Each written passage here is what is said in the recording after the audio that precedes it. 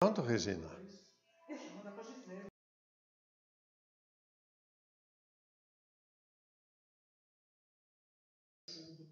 Bom dia a todos. Bom dia, Padre. Que Deus abençoe. Nós estamos na véspera da solenidade de Pentecostes. Solenidade do Divino Espírito de Deus. É para nós motivo de alegria, de grande devoção, de um desejo muito grande de nos aproximar daquele que nos ama. O Espírito é a condição para que nós escutemos a palavra. A palavra é o Verbo eterno do Pai, que se fez carne e habitou entre nós, que por nós morreu e ressuscitou, nele é que cremos, ele é a nossa vida. Não poderíamos saber nada disso sem a assistência deste que é o defensor de todos aqueles que de Deus se aproximam. Então, que o Divino Espírito Santo venha sobre nós. Por isso, rezemos esta oração tão interessante que o Papa Leão XIII fez na véspera, para ser rezada na véspera do início do século XX. E quanto foi necessária esta súplica ao Espírito Santo, um século de contradições, de guerras e de tanta miséria. Rezemos. Vinde, Espírito Santo, enchei os corações dos vossos fiéis e acendei neles o fogo do vosso amor. Enviai o vosso Espírito e tudo será criado e renovareis a face da terra. Oremos. Deus, que instruíste os corações dos vossos fiéis com a luz do Espírito Santo, fazei que apreciemos retamente todas as coisas, segundo o mesmo Espírito, e gozemos sempre da sua consolação, por Cristo, Senhor nosso. Amém. Muita alegria por tantas pessoas que compartilharam na semana passada e agradecendo até por termos de novo catequese. Eu agradeço esta manifestação de cada um. Gente, às vezes, de tão longe. Por exemplo, Cidinha, lá de Campo Grande, que não pode sair de casa por causa da sua idade, ela é de grupo de risco. Que Deus abençoe a Cidinha, Conceição e Joaquim. Então, nós vamos reiniciar na primeira carta de São João, capítulo 2, versículo 12. Prestemos muita atenção, mas abramos o coração. A palavra de Deus é Cristo que vem a nós. E pode fazer pergunta, né, Padre? E pode fazer pergunta, pode até ligar, mandando as perguntas por WhatsApp também, que tem aqui secretárias muito eficientes, que anotam e depois apresentam. Filhinhos, eu vos escrevo porque vossos pecados foram perdoados pelo seu nome. Pais, eu vos escrevo porque conheceis aquele que existe desde o princípio. Jovens, eu vos escrevo porque vencestes o maligno. Crianças, eu vos escrevo porque conheceis o Pai. Pais, eu vos escrevi porque conheceis aquele que existe desde o princípio. Jovens, eu vos escrevi porque sois fortes, e a palavra de Deus permanece em vós, e vencestes o maligno. Que maneira linda de escrever. Uma repetição para tornar ainda mais enfática a proposta. Eu vos escrevi e eu vos escrevo para que a palavra de Deus, boa semente, chegue no coração de cada um. Coragem, vencestes o mundo.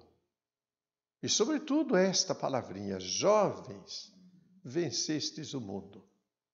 Toda pessoa de fé no Senhor é jovem. Lembremos-nos do início da missa, antes da reforma do concílio, quando entrávamos para o altar com estas palavras: subirei ao altar do Senhor, que alegra a minha juventude.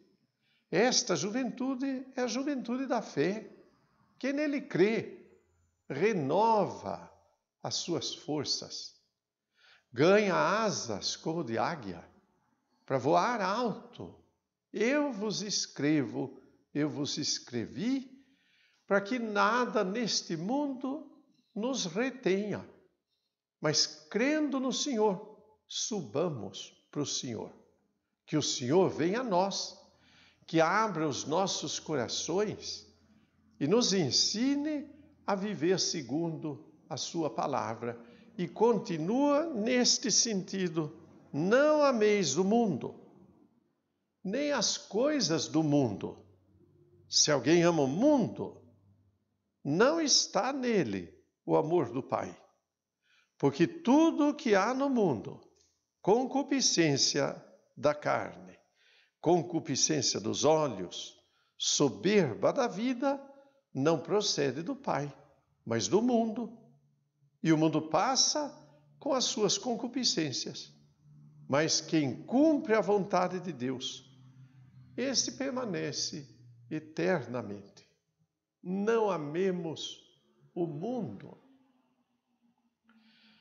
O que é amar o mundo? É fixar o nosso coração no que esta vida tão breve nos propõe. Querem um exemplo bem fácil? Por exemplo, a preguiça de buscar o bem. Quem não sabe que é necessário separar o lixo e reciclar? Mas por uma preguiça invencível, as pessoas não separam e misturam o que é reciclável com aquilo que é orgânico e desta maneira colaboram para a destruição da casa comum. Amamos, neste caso, o mundo.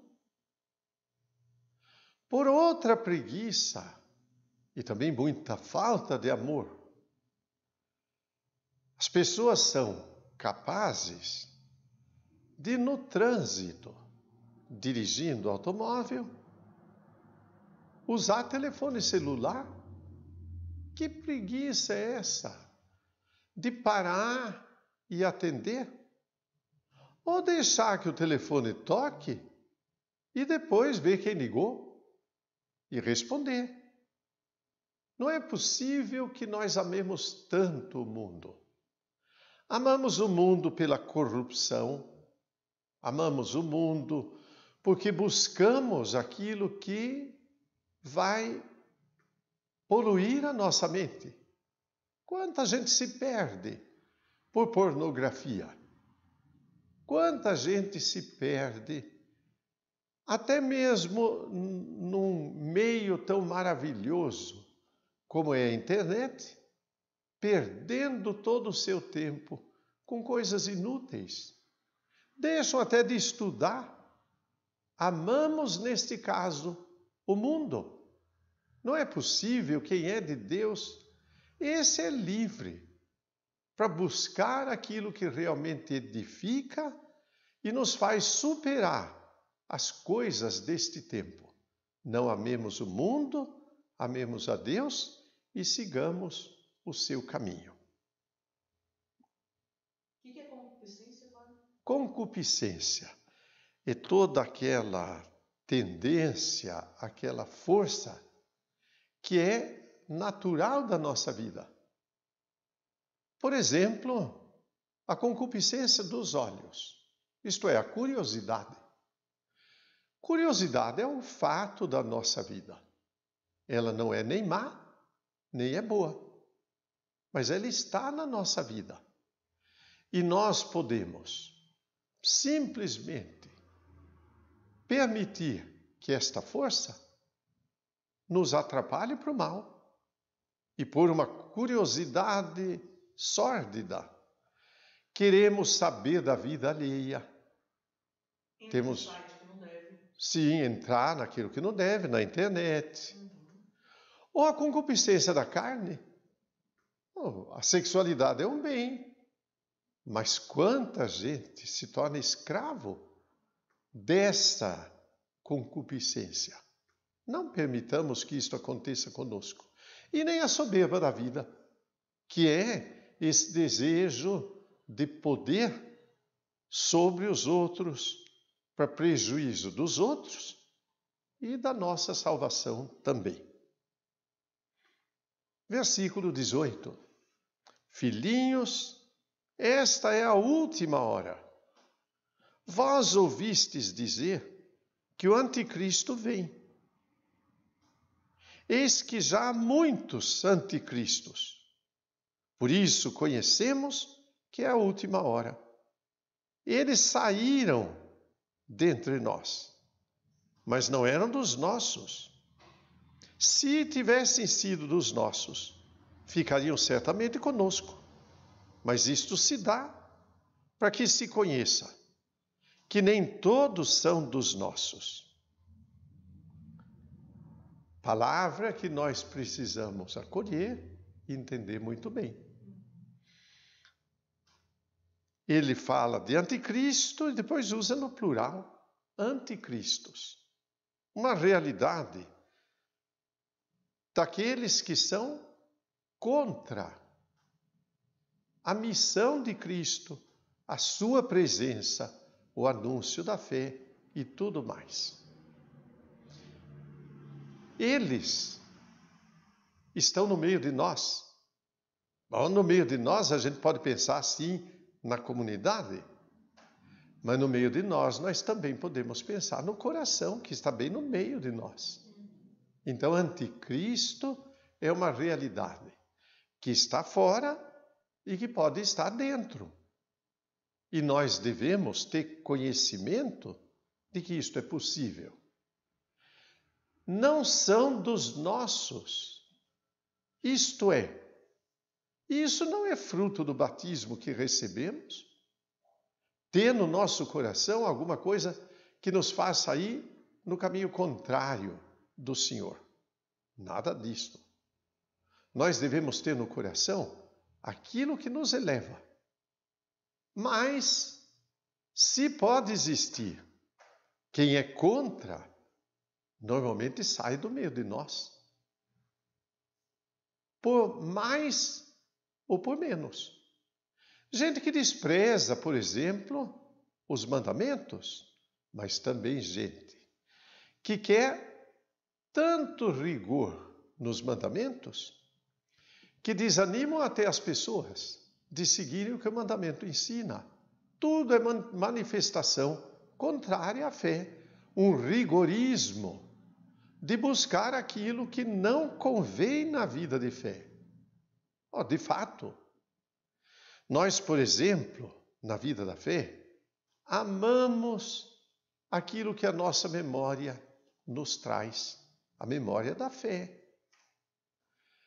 Uma grande memória que ilumina a nossa vida é, por exemplo, tudo o que o Concílio Vaticano II nos trouxe, para que nós amemos a liturgia da Igreja, para que nós amemos a maneira de viver os mandamentos, certamente com toda a fidelidade, no tempo de hoje. Mas pode ser que alguém tão rigoroso venha dizer: o concílio já está ultrapassado. Devemos conhecer coisas novas. Meu Deus, ainda nem vivemos o Concílio Vaticano II. Temos que procurar mais fidelidade ainda. E há quem diga: o concílio perdeu seu valor, não vale a pena, agora vamos viver dissolutamente. O anticristo está aí, sempre aconselhando o mal. Está no meio de nós.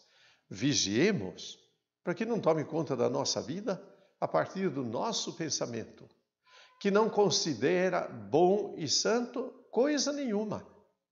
E daí vive longe de Deus. Por exemplo, afastando-se dos sacramentos, considerando que é exagerado a comunhão, que é um bem precioso, que nós não podemos renunciar nunca. Renunciam, por exemplo, à vida da comunidade, como se pudessem viver sozinhos, isolados da vivência do Evangelho em comunhão com o próximo, em comunhão com Deus. Não permitamos que o anticristo venha e tome conta do nosso pensamento. Quem é de Cristo não aceita essas insinuações que o mal vem fazer para cada um de nós. Nenhuma pergunta? Não, por enquanto. Eu não vos escrevi como se ignorasseis a verdade, mas porque a conheceis e porque nenhuma mentira vem da verdade. Quem é mentiroso, senão aquele que nega que Jesus é o Cristo? Esse é o anticristo, que nega o Pai e nega o Filho. Todo aquele que nega o Filho não tem o Pai. Todo aquele que proclama o Filho tem também o Pai.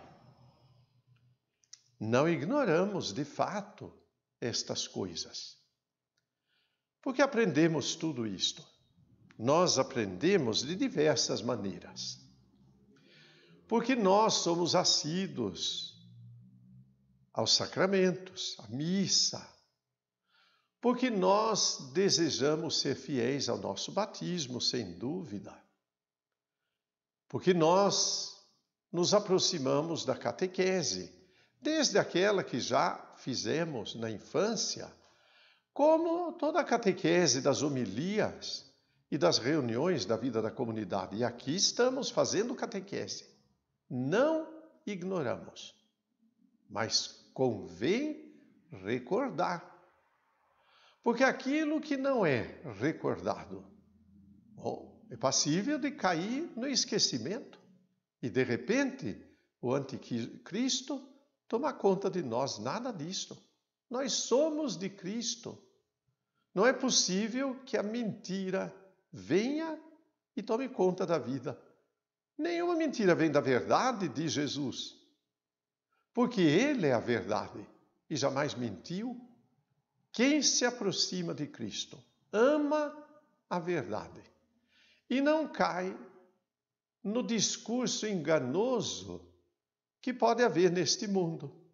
Até nosso discurso, quando queremos convencer as pessoas de alguma coisa que de fato não constrói. Não sejamos nós os mentirosos. Pai da mentira se chama demônio. Bom, nem convém citá-lo. 26. Era isto que eu vos tinha a escrever a respeito dos que vos seduzem. Quanto a vós, a unção que dele recebestes permanece em vós, e não tendes necessidade de que alguém vos ensine. Mas como a sua unção vos ensina todas as coisas, assim ela é verdadeira e não mentira. Permanecei nele, como ela vos ensinou, isto é, como esta unção vos ensinou. No batismo, vamos nos lembrar bem, nós recebemos uma unção anterior, para que na força do Espírito Santo cheguemos ao novo nascimento. Depois, recebemos outra unção, para que, unidos a Cristo, demos testemunho da verdade de Cristo. Algum tempo depois, fomos crismados. E de novo, a unção na nossa fronte, para que, recebendo a força do Espírito, testemunhemos Cristo. Mais ainda, nós comungamos o corpo e o sangue de Cristo. E não é Ele, Cristo, isto é, ungido. Então nós nos unimos àquele que é ungido e recebemos dele esta unção. Por isso, com razão, cantamos na comunhão, recebemos o Espírito Santo. De verdade. Se nós recebemos esta unção, não é para que ela caia no esquecimento. Na campanha da fraternidade e no retiro inicial deste ano, na vida desta paróquia, o tema foi exatamente esse: dom e compromisso. O Espírito Santo é dom, mas também é compromisso. Como dom, ele nos diz assim: e nem é necessário que alguém vos ensine, porque temos o Espírito Santo. Como compromisso, é necessário que busquemos, porque quem tem sede, vem a mim e beba. E se não formos com sede, nem adianta beber, porque quem não tem sede, beber enfastia. Nada disto. Nós temos sede, nós recebemos o dom e nós nos esforçamos num compromisso sério de vida, para que nós nos apropriemos daquilo que Ele nos dá e conheçamos cada vez mais o Senhor presente em nossa vida. Cada dia nós vamos descobrindo, redescobrindo a nossa fé. Cada dia é dia de uma surpresa nova. As coisas podem ser até velhas, mas é surpresa porque o Espírito age em nós. E de repente nos maravilhamos com aquilo que Deus nos revela. Esta é a unção que nós recebemos. Maravilhosa, benéfica e que nos encaminha na direção de Cristo, nosso Senhor. Há alguma pergunta? Sim. Pois não. Jefferson Guedes. A oração é de fato uma forma de porta de entrada para que possamos conhecer a Deus e seus ensinamentos? A pergunta é esta, para quem não ouviu. A oração é uma porta de entrada para chegarmos aos ensinamentos, mas sem dúvida nenhuma, lembrando de uma catequese de perseverança, que diz assim: Deus fala conosco. Se não ouvirmos o que Deus nos fala, realmente, como podemos crescer na nossa fé? Fala de diversas maneiras. Uma delas, privilegiada. Ele nos fala pela Escritura. Palavra escrita e transmitida. O bem da Escritura é inestimável. Ela é alguma coisa sem a qual jamais podemos passar. Mas Deus nos fala também no coração. Em que momento? Se não, na oração. Não só naquela oração para a qual nós escolhemos um determinado momento e silenciamos e nos colocamos em oração diante do Senhor, mas para aquelas outras orações que às vezes nem percebemos. Quando no meio da vida, no dia a dia, no trabalho, no estudo, passa-nos um pensamento de fé. Deus fala conosco. Quando, por um acaso, diante de alguma tentação, vem um pensamento assim, mas isto não é correto, isso não está de acordo com o mandamento de Deus, isto é um prejuízo para o próximo e para mim, e não é Deus que fala, Ele nos fala. A unção nos ensina tudo. Feliz de quem tem os ouvidos abertos e escuta. Pois não. Ele fala que o Espírito Santo nos dá conhecimento. Mas ainda assim a gente tem que buscar o conhecimento. Claro. Porque ele dá sede. O Espírito nos dá conhecimento. Bom, um estudante preguiçoso poderia ler a Escritura e dizer assim, mas para que eu teria que estudar se o Espírito me dá conhecimento? Então eu vou ficar numa rede na presença de Deus e vou pedir todo o conhecimento? Nada disto. O Espírito concede o dom como o talento que foi dado na parábola. Agora vai e produza fruto. Muito esforço. Há aquele que vai dizer assim, eu vou esconder na terra o meu talento. E não se esforça de forma nenhuma. E não se dispõe a seguir o caminho do Senhor. Nós, assim, aprendemos que o dom de Deus está em nós, a unção está em nós. Mas para que ela produza fruto, vai exigir de nós o esforço abnegado, feliz. Porque este esforço é feliz, nada é contra a nossa liberdade. Muito pelo contrário, nós vamos nos sentir profundamente livres e libertados, porque seguimos o que o Senhor nos ensina.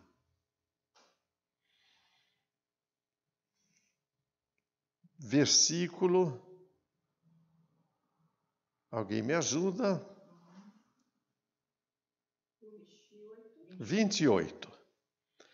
E agora, filhinhos, permanecei nele, para que quando ele aparecer, tenhamos confiança e não sejamos confundidos por ele na sua vinda. E se sabeis que ele é justo, sabei também que todo aquele que pratica a justiça é nascido dele. Quando ele vier, é necessário ter confiança. E se vier já, como há de nos encontrar? Felizes porque estamos na expectativa, porque ouvimos a sua palavra, porque produzimos o fruto do seu dom, porque amamos o próximo, porque nunca deixamos de buscar a Deus, porque o nosso coração é absolutamente sedento. Não estamos satisfeitos. Nós esperamos mais. Nós confiamos naquela palavra da carta aos Coríntios que diz o que os olhos não viram e o coração humano nem cogitou. Isto ele preparou para aqueles que o amam. E não há de ter confiança nele. Os que nele creem, nós temos confiança e dele nos aproximamos. Pois não. Mas a gente não se sente pronto. Não está assim, eu sempre tenho sede, eu sempre estou procurando, eu sempre estou santa. Pode ser que alguém se coloque naquela situação que o livro do Apocalipse nos apresenta, numa das cartas iniciais do Apocalipse, para o bispo de uma das igrejas. Escrevo assim: você se considera rico. Aprenda que você é pobre e venha comprar de mim, porque eu tenho o que você necessita. De um lado, devemos descobrir que necessitamos. Esse é um bom sentimento. Nunca deve deixar de acompanhar a vida. Por outro lado, também temos a confiança. Nós buscamos o Senhor. Embora falhos, porque a nossa humanidade é sempre limitada. Mas nós confiamos naquele que nos ama. E nós o amamos. Então o buscamos sem dúvida nenhuma. Outra coisa, padre. Pois não. Essa justiça. O mundo prega a justiça como vingança. Quando aparece, alguém matou alguém da família, eu espero que seja feita justiça. Bom, este é um conceito. Aqui está. Entendamos bem as palavras. Vingança é uma coisa, justiça é outra. Justiça, uma das definições, meio complicada, é dar ao outro o que ele tem direito. Certo? A justiça deve estar na nossa vida, ou na base da vida. A primeira base, o primeiro alicerce é a verdade. Quem ama a verdade está no caminho do Senhor, que é caminho, verdade e vida. Mas quando descobrimos que podemos buscar a verdade, vamos descobrir também que devemos buscar a justiça. Sem ela, não pode existir bem. Depois é que vem o amor. Primeiro a verdade. Depois a justiça. Depois o amor. Não é uma ordem prática. A ordem prática está na carta aos Coríntios. Acima de tudo, a caridade. Mas nós seguimos uma ordem teórica também. Senão, não compreendemos. Como é que um governo vai ser bom? Se ele ama a verdade. Ele não mente. Se ele ama a verdade, ele pode construir uma sociedade que é realmente feliz. Mas não basta. Não pode existir governo que não pratique, busque, ensine, exija justiça. A justiça é absolutamente necessária, não é? Aí, uma vez que a verdade está sendo buscada e a justiça buscada, então aí pode existir aquilo que para o governo é uma definição, o bem comum. O que para nós particularmente chamamos de caridade. Para o governo é o bem comum, certo? Não pode existir bem comum se não existir justiça. E não pode existir justiça se não houver verdade. Por isso, este ensinamento está naquilo que a doutrina social da igreja propõe, certo? E essa doutrina social está aí acessível para quem se interessar. É um grandíssimo bem. Capítulo 3. Considerai com que amor nos amou o Pai, para que nós sejamos chamados filhos de Deus. E nós somos de fato. Por isso o mundo não nos conhece, porque nem conheceu a Deus. Caríssimos, desde agora somos filhos de Deus, mas não se manifestou ainda o que havemos de ser. E sabemos que quando isso se manifestar, seremos semelhantes a Deus, porquanto veremos como Ele é. Considerai este amor. Nós somos filhos. Nenhum homem teria condições de se aproximar de Deus.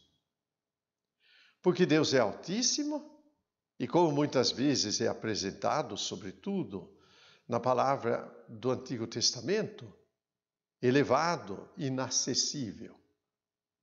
Mas Deus se mostra próximo. Próximo. Ele se mostrou próximo a Moisés, falando com ele. Estava lá. Já é muito. Porque o que os homens não podiam atingir, Deus torna possível. Mas em Cristo, que superou qualquer entendimento e qualquer expectativa, nós nos tornamos filhos. Por quê? Porque renascemos. Quando Nicodemos, no início do Evangelho de São João, vai perguntar a Jesus o que nós devemos fazer, Jesus responde o quê? É necessário nascer de novo. E a explicação deste novo nascimento está aqui. No primeiro nascimento, distantes de Deus, inacessíveis a Deus. Mas pelo segundo nascimento do alto, pelo Espírito Santo, nós somos filhos.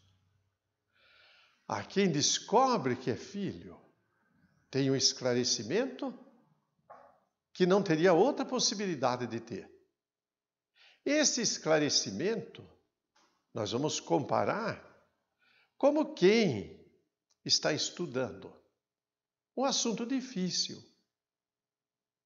E por uma explicação de um bom professor, de repente, abre a inteligência. E a pessoa se sente profundamente feliz. Meu Deus, eu consegui entender o que eu não entendia. Agora se tornou fácil. De uma certa maneira, é isto que a palavra de São João aqui na carta quer nos dizer. Abramos a nossa mente. Esta é a revelação. Uma luz nova entrou na nossa vida. O Senhor se manifestou e nos revela, nós somos filhos e conhecemos a Deus. De que maneira? Não por alguma coisa intelectual de conhecimento, mas por uma experiência maravilhosa. O Senhor está diante de nós. Ele nos ama, está aqui conosco. Está dentro do meu coração. Ele é o totalmente outro, mas está dentro do meu coração. Ele é puro amor e nos ama. Quem conhece a Deus, senão quem descobre isso? Nós somos filhos. Quem é filho vai descobrindo outras coisas. Herdeiros, porque quem é filho há de ter herança. E se somos filhos, somos irmãos. É o outro lado. Então eu não posso mais olhar para ninguém como se fosse desconhecido, estranho, distante. Nada disto. Jamais. Maravilhosa experiência lá na Alemanha, quando trabalhava como estudante. E várias famílias recebiam os estudantes como hóspedes na casa deles. Um dos estudantes foi recebido na casa do pastor da igreja luterana do lugar. E era o pastor luterano recebendo o estudante católico, seminarista. E às vezes nos reuníamos lá. E a experiência foi essa. Nada nos separa. Porque o que nos une é infinitamente superior àquilo que nos separa. Descobrir que eu sou filho de Deus é descobrir que não há barreira. Realmente não há. Nada nos separa de amar o próximo, de me unir ao próximo. Eu não desejo criar uma comunidade constituída mais ou menos assim, nós e eles. Nós somos filhos de Deus, eles não são. Isso não pode existir, nós somos filhos de Deus e Deus quer todos como filhos. E se alguém não renasceu, é nossa obrigação anunciar. Porque somos filhos, somos herdeiros, sabemos que num breve tempo, dentro de 20 anos, eu já vou estar na casa do Pai, eu não tenho dúvida. Eu não vou durar tanto assim, certo? Vocês vão demorar um pouco mais, certo? Mas tão pouco tempo me separa daquilo que é impensável, que eu amo, que eu espero, porque é Deus que está aí, Ele é Pai. Nós somos filhos. Temos tempo? Não. Passei da hora ou não? Temos tempo ainda, não é? Eu que contei errado. Ainda temos tempo. Vamos lá. Então, mas tem outra coisa. Pois não. Se eu conheço Deus como Pai, eu também quero agradar Ele. Repete a pergunta que o pessoal deixa. Se eu conheço Deus como Pai, não devo querer agradá-lo? Mas isto é até uma redundância. Por quê? Quando eu falo pai, já me envolve de amor. E ainda mais, se nós vamos lá na palavra do Evangelho, mas ainda explicada pelo apóstolo Paulo, o Espírito clama, Abá, Pai. Abá é uma palavrinha que nem existe tradução na língua portuguesa. Uma pergunta. Sim. O que fazer então para que essa separação de filhos seja superada? Isto. Como superar a divisão? Mas primeiro a primeira pergunta. Abá, pai. Na língua italiana, as crianças em casa não chamam o pai de padre, que é pai em italiano. Papá. Mas ainda não. As criancinhas chamam o pai com uma palavrinha que não se usa na linguagem comum, só em casa. Babbo. Interessante pegar o escrito em italiano de Santa Catarina de Siena, escrevendo para o Papa, em que ela diz assim, Babbo, mio dolce, quer dizer, paizinho. Em português não tem outra palavra. E paizinho também é da linguagem comum. Mas no Evangelho, quando Jesus ensina o Pai Nosso, ele usa a palavra Abba. Abá, pai, paizinho. Como se pensasse assim, chamando assim, ele se derrete. Não é verdade? Como meu vizinho, que era padeiro, estava lá esticando uma massa com o rolo, vamos dizer, todo enfarinhado na cozinha, e a mãe passou pela padaria. E o menininho, 1 ano por aí, virou para o pai e disse, papai, era a primeira vez que ele falava isso. O rapaz pegou o rolo, a massa, jogou para cima. Vamos dizer, como se dissesse, meu Deus do céu, o meu filho conseguiu me chamar. Certo? Nós conseguimos chamar o pai. E ele se derrete diante do nosso chamado. Ele nos ama. Vem imediatamente a pergunta, então como eu correspondo? Quem ama quer corresponder. Não é possível eu olhar o amor de Deus, fazer esta experiência e não sentir imediatamente um desejo profundo de corresponder àquilo que Deus me chama a viver. Então, o agradecimento faz parte desta experiência de amor. A segunda questão dizia... Como superar a divisão entre os filhos? Como superar a divisão? Olha a campanha desta semana de unidade dos cristãos. Gentileza? Pede gentileza. Começa por aí. Em 1974, me parece, no esforço de superar a divisão, o patriarca ortodoxo de Constantinopla, Istambul hoje, foi a Roma visitar o Papa. As igrejas são divididas secularmente. E o patriarca participou de uma celebração, assistiu, porque não tem plena comunhão. Mas, terminada a homilia, era Papa Paulo VI, São Paulo VI.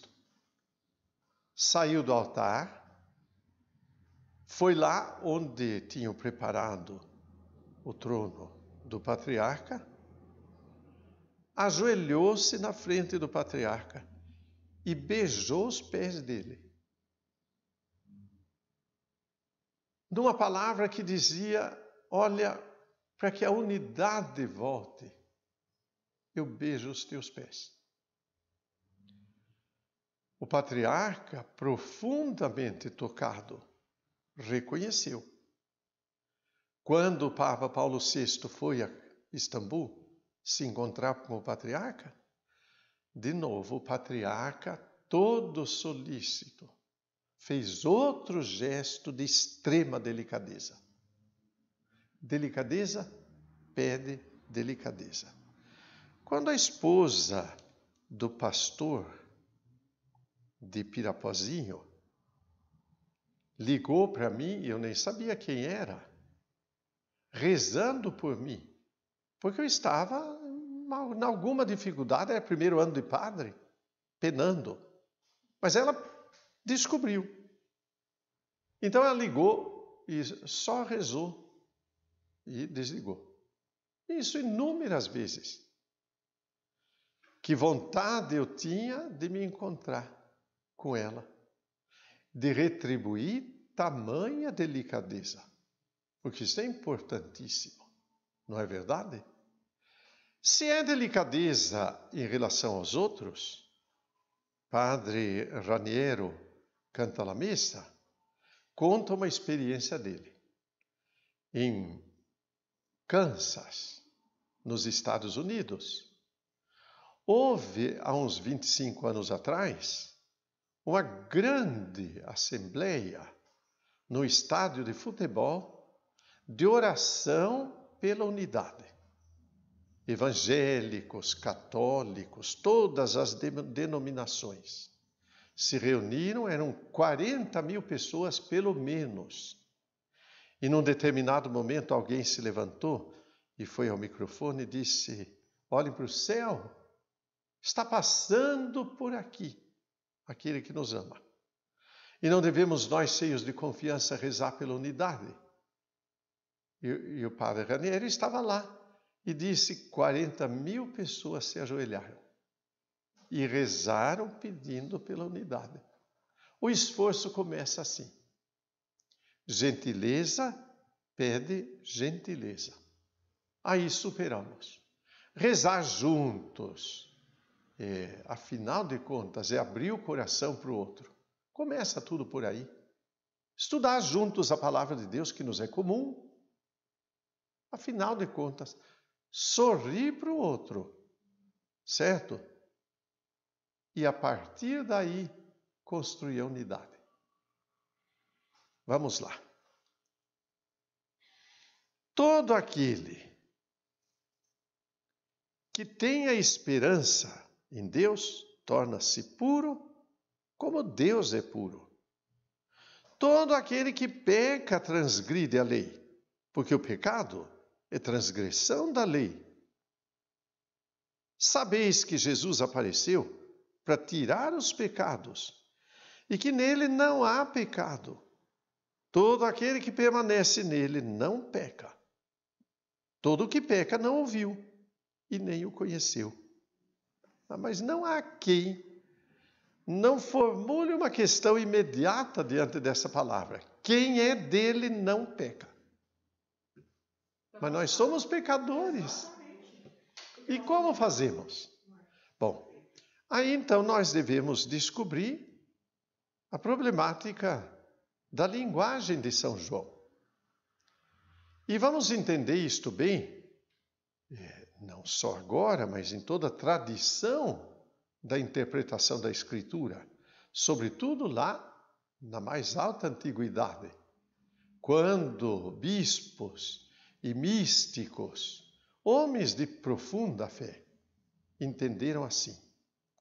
São João está dizendo desta maneira: quem quer pecar não é de Deus. Certo? Quem quer pecar, de fato, não é de Deus. Mas quem não quer pecar, esse é de Deus.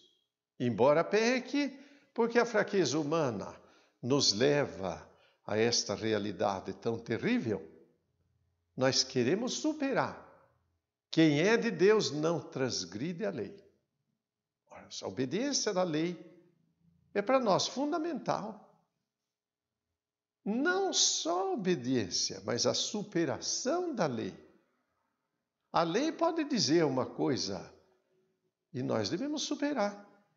Não é Jesus que diz, está escrito, amarás o próximo e poderás odiar o teu inimigo. Mas eu digo, amar até os inimigos. Há uma lei para ser obedecida, mas quem é de Cristo supera a lei.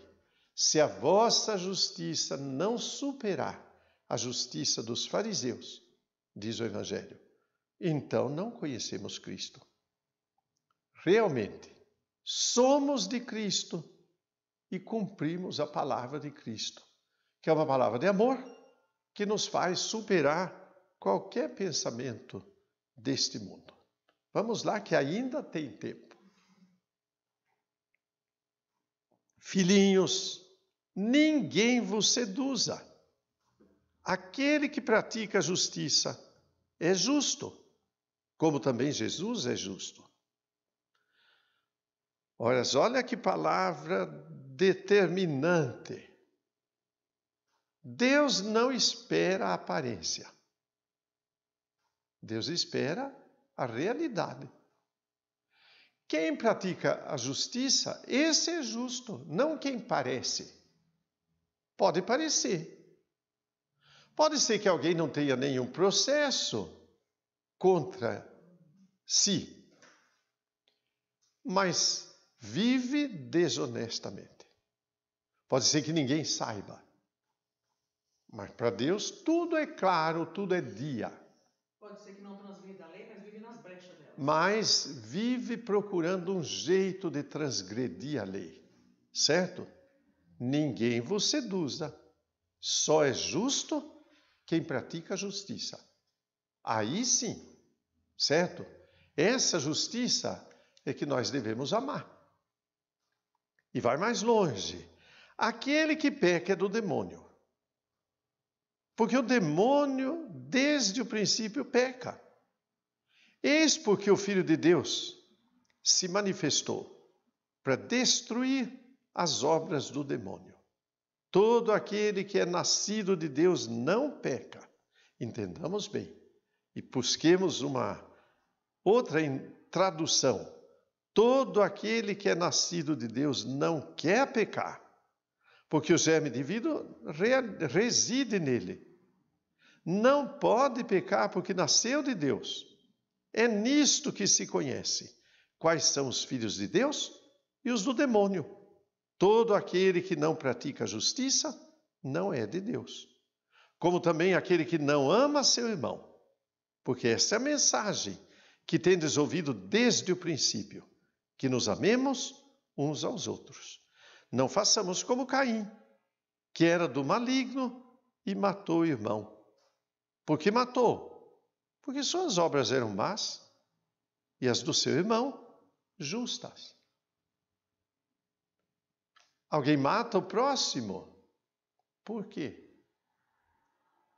Porque inveja o próximo. Porque não valoriza a vida do próximo. E se não valoriza do próximo, como é que pode valorizar a sua? Certo? Não há justiça nisto. Matamos não só tirando a vida. Matamos também por palavra. Matamos por omissão. Vemos uma pessoa sofrendo injustamente e não abrimos os seus olhos, que o seu sofrimento é inútil para superar o sofrimento e viver na liberdade de quem é filho de Deus. Nós somos de Cristo e buscamos a Cristo. Então não permitamos que a insídia do mal venha e tome conta da nossa vida. Assim, o Senhor vai nos instruindo, e a palavra é esta: quem ama Deus, ama o próximo. Quem quer a justiça que a palavra de Deus ensina, pratica a justiça em relação ao próximo. Pratica a justiça em relação a Deus. Deus deve ser adorado acima de tudo, isto é justo. Sejamos justos, adoremos a Deus. Sejamos justos, amemos o próximo. Sejamos justos, ensinemos, corrijamos, vivamos no caminho daquilo que o Senhor nos ensina, porque nos ama. Ave Maria, cheia de graça, o Senhor é convosco. Bendita sois vós entre as mulheres, bendito é o fruto do vosso ventre, Jesus. Santa Maria, Mãe de Deus, rogai por nós, pecadores, agora e na hora de nossa morte. Na próxima, vamos iniciar com o capítulo 13 e vamos iniciar com uma pergunta que ficou para trás. E a pergunta qual é? Quem não é de Deus pode vir a ser? Claro, quem não é de Deus pode vir a ser? Claro, há um caminho de conversão. Mas eu gostaria que na próxima começássemos com essa pergunta.